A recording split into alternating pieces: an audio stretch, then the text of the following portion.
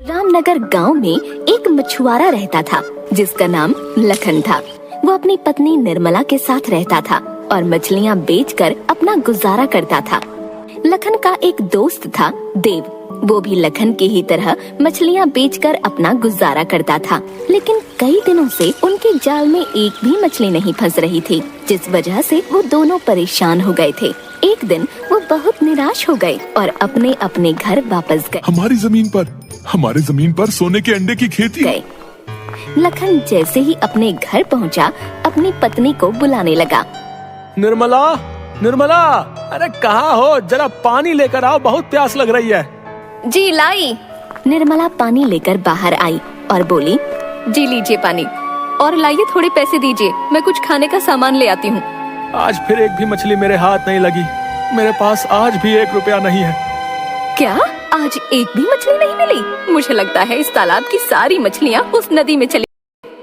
हाँ, मुझे भी यही लगता है कि तालाब की सारी मछलियाँ नदी में चली गई हैं। कल से मैं उसी नदी से मछलियाँ पकड़ने जाऊंगा। हाँ, कल से आप भी वहीं जाना, लेकिन पहले खाना खा लो।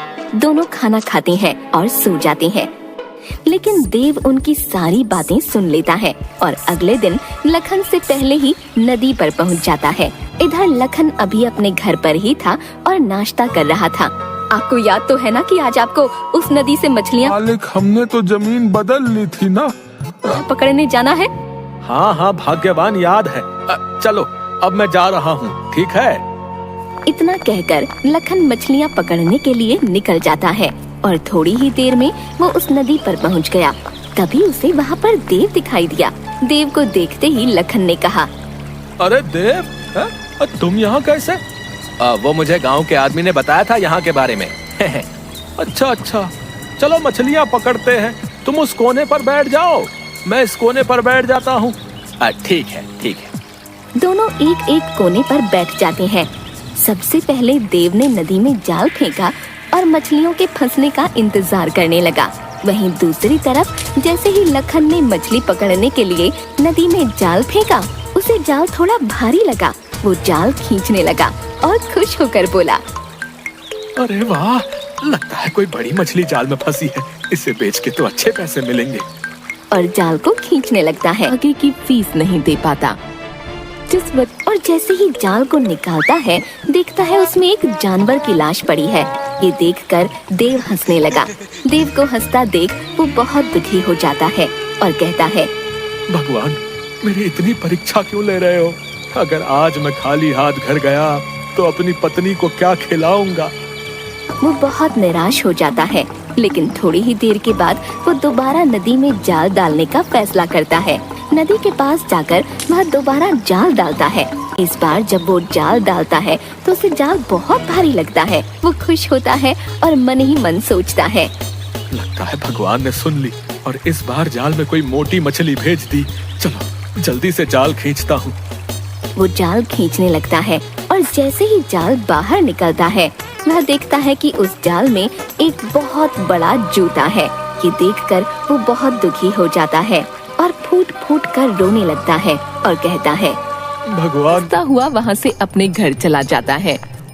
मैंने ऐसा क्या कर दिया है जो मेरे साथ ऐसा कर रहे हो? दया करो भगवान, दया करो।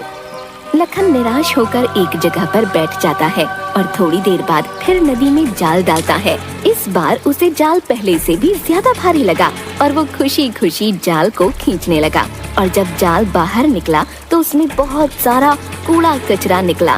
ये देखकर वो रोने लगा और रोते रोते बोला, न जाने कौन सी करनी की सजा भगवान मुझे दे रहा है, जो एक भी मछली मेरे जाल में नहीं फंस रही।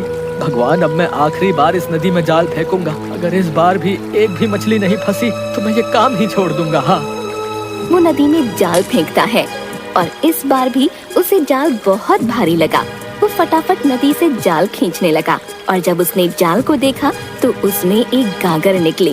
ये देख लखन बहुत परेशान हो गया और गागर वहीं छोड़कर रोने लगा और रोते रोते कहने लगा, मुझे मेरी जमीन चाहिए, बहुत दिन हो गए। मेरी तो किस्मत ही खराब है। भगवान, न जाने कौन से जन्म का बदला ले रहा है। चलो उस गागर को ही ले लेता हूँ, उसे बेचकर कुछ पैसे तो मिलेंगे ही।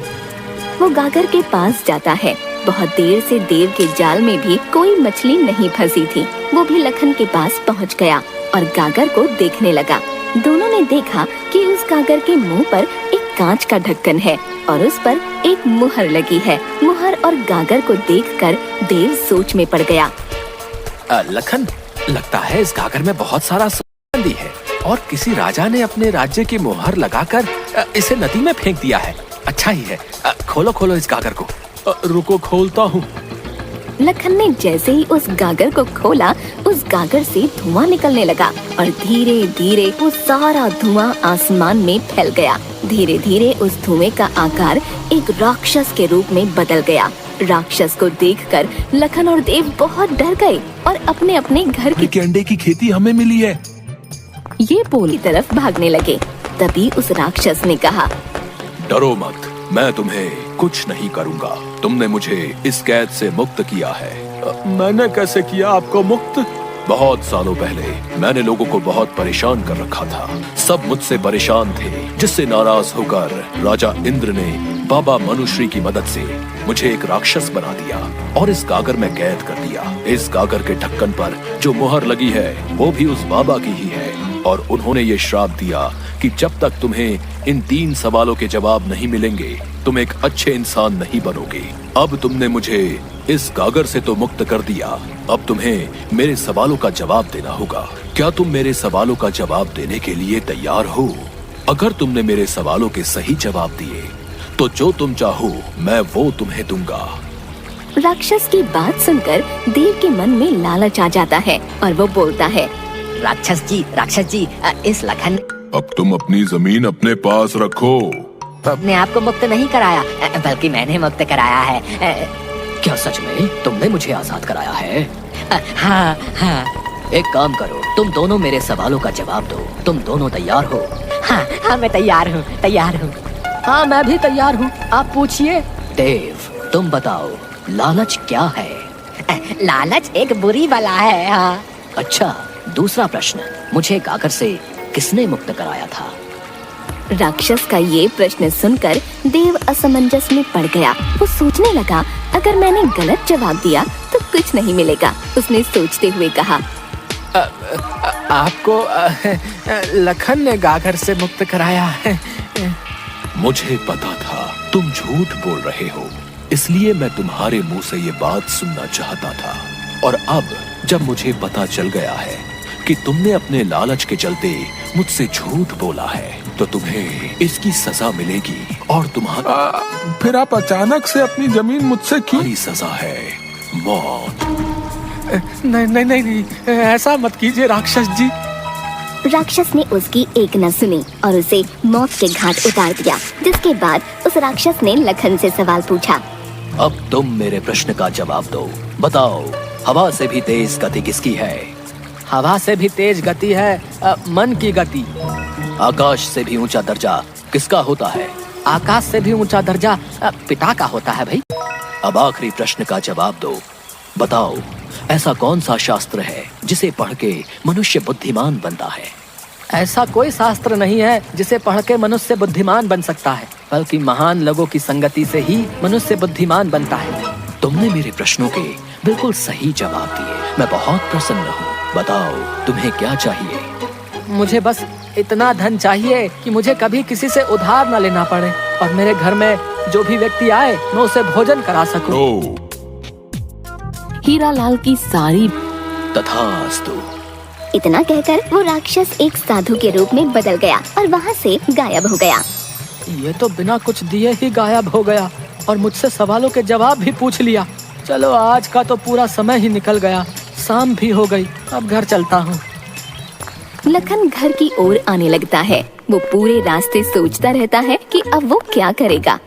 थोड़ी ही देर में वो अपने घर पहुँच जाता है और देखता है कि जहाँ उसका घर था वहाँ एक बहुत ही आलीशान मकान बन गया है, जिसे देख वो आश्चर्य में पड़ जाता है। तभी उस बंगले से निर्मला निकलती है और कहती है, आ गए आप। अरे भाग्यवान, ये किसका घर है और तुम इस घर में क्या कर रही हो? ये अपना ही घर है। एक साधु बाबा आए थे, उन्हीं का आशीर्वाद है ये सब। अच्छा, चलो फिर अंदर चलते हैं।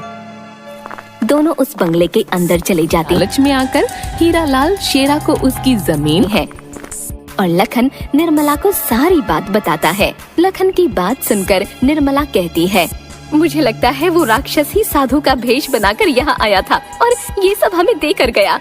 हाँ निर्मला, तुम सही कह रही हो। अब हमारे पास किसी चीज की कमी नहीं है। निर्मला और लखन दोनों खुशी खुशी उस बंगले में रहने लगे। अब उनके पास किसी भी चीज की कोई कमी नहीं थी।